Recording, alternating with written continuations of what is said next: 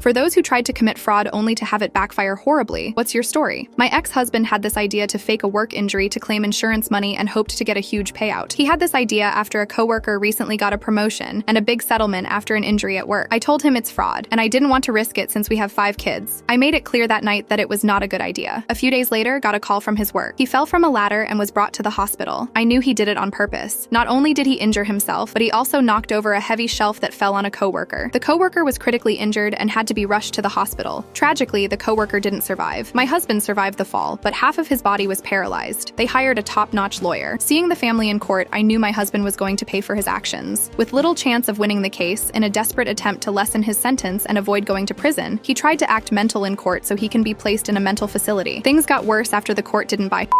Court saw through his lies, and he was sentenced to prison for fraud and manslaughter. What's heartbreaking is that the coworker's pregnant wife is now all alone.